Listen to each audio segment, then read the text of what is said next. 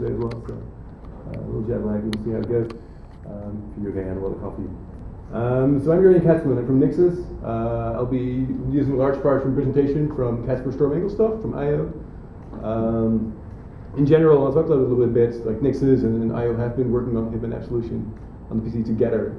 In general, we have a really long-term relationship with Square Enix and with IDOS. We'll be talking about it more this afternoon, we're talking about Tomb Raider.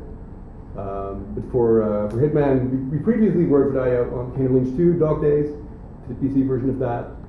Also with AMD, and we're obviously here at an AMD event, we've been working a lot with AMD. For AMD, we recently partnered on Deus Ex Human Revolution. And this time we're taking care of the PC version for Hitman Absolution.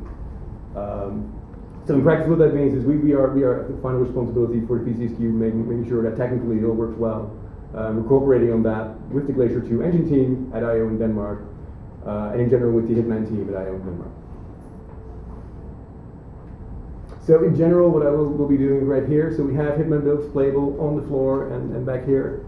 I will not be demoing the game. I think you guys are all free to try it. We have a build that was shown before that you guys can all play. I'll be around for any questions.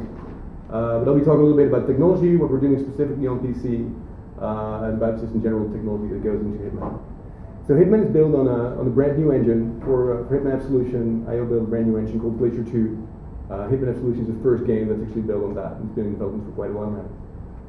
The main goal is there to make it easy for artists to use, quick turnaround time, so that the artists very efficiently can sort of put together their vision, keep tweaking that to get the ultimate game. Some of that is also like assets being brought out very quickly as the game is playing. You bring in new assets, you can see what it looks like. And we're really built to make use of all the PC power for development as well as for running the game. So we're also making use of OpenCL, for example, and AMD hardware to process resources, again, to make the development process much faster. And in general, the whole development, even though we do PC SKU, development in general is a sort of cross-platform all over the place. So the engine is made to work cross-platform. We bring in pieces of code, they bring in pieces of code, and load them together. So there's a little shot of the editor just to give you a brief glimpse at how we built the game. There's also other external tools being used. For Studio Max is used, and other external tools, but a lot of our stuff all happens in here.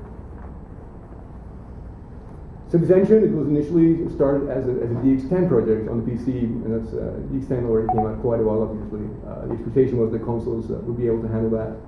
Well, they weren't, so a lot of console optimization has been going in, but at the same time, especially on the Nixus side, we've been working a lot on adding DX11 support and putting a lot of DX11 specific features into the engine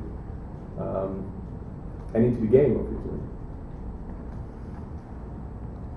So in general, the style for Hitman, you will see that when you go out and go play it. So it's semi-realistic. We call it stylized hyper-realism. I mean, it's not like you go out in the world and take a picture. We really try to give it its own sort of distinct style. No gloom, glare, lens flares, quite saturated. We definitely aim for high frame rate on the PC specifically. Our target frame rate is 60 FPS. And unlike some games that you sometimes see, we're not going to clamp that in any way. Only if you get your latest and greatest AMD card, it will run very well at crazy frame rates. The consoles are gold is 30, so it gives you some context. So one of the features we've worked on, and we've worked on those before with AMD, is tessellation on characters.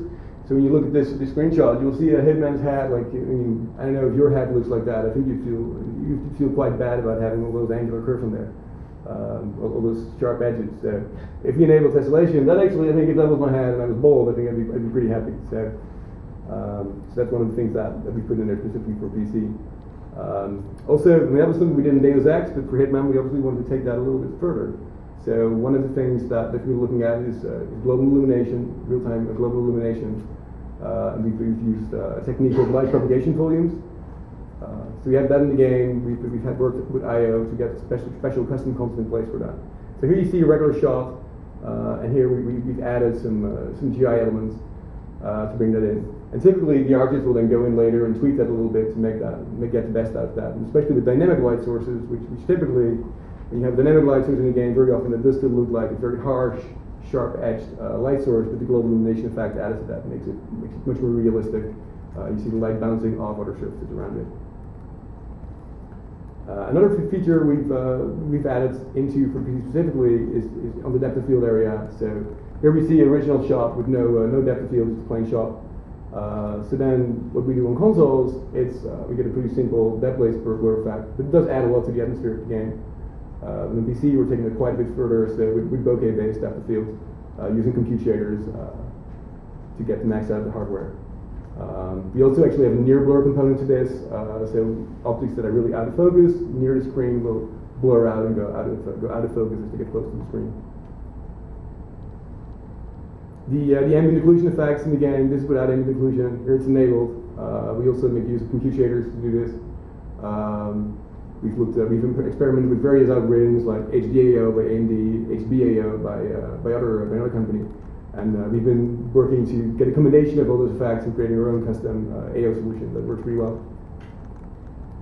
I think one thing that we often hear from PC gamers that they want good anti-aliasing. And I think we already made some step with Deus Ex to at least give them quite a few options. So for Deus Ex, we had FXA, we had NLA, but what people kept coming back to is, hey, we want MSA in our PC games, we have powerful hardware, we want it to work. So for Hitman, we are actually offering full MSA support from 2x up to 8x. Yeah, we didn't go for 16x, but 8x already brings quite a lot of hardware to Steam. I think one thing that's really major in Hitman is the crowd system. If you guys have played the build or will go out and play the build, you will see that. I think what is really truly unique about Hitman is the amount of characters we have on screen and how we can make that look. I think the screenshot gives you a pretty good feel for something that you don't see in a lot of games. Like a city, a busy marketplace is going to have hundreds and hundreds of people, not 40. I think that's something we truly capture in Hitman. So in general, to give a bit of summary, for PC-specific render features, we have full support for AMD Affinity. So we actually have most of the setups out here for Hitman are all set up with 3x1 Affinity. We also support 3x2, we support 5x1, all those setups ready to go out of the box. We also have full HD3D support for 3D. We've played quite a bit with 3D on Deus Ex, and again, we feel on Hitman we took that a lot further. It gives it a really unique experience. It is actually, some companies have experimented with 3D by sort of post-processing the image. We are actually doing full 3D renderings from 2 points of view for 2 eyes for the best quality. Also, we have full support for increased texture resolution on PC. So, like PC gamers will often complain about the texture resolution being limited by the consoles. We do not do that. We go up to we at least double all the textures for the PC. In practice, I think you can see that if you go out and play the build, there's really not a lot of places where you would feel that texture resolution is harmed, even at very high resolutions. We have a lot of real-time reflections, also on PC again. Those are much more advanced. We have more of those. They are at higher resolution. As I mentioned, we have the DX11 only features, global illumination, the bokeh, tessellation.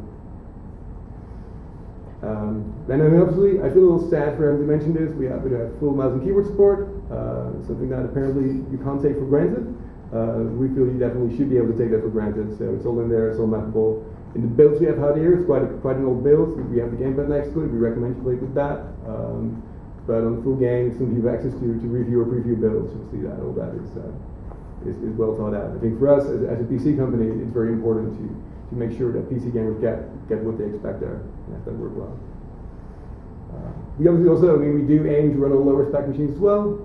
So if you have a laptop with a mobile chipset, especially some of the recent ones, you can still get a really good game and really good visual quality.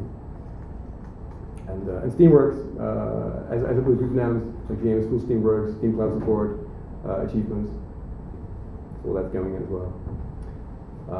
So I would leave it at this for now. It's pretty short for Hitman, but I'm very open for questions. I really hope you enjoy playing the build out there. Yeah, we were coming out in a month, so it's pretty soon.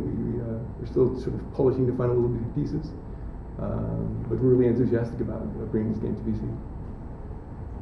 Thank you.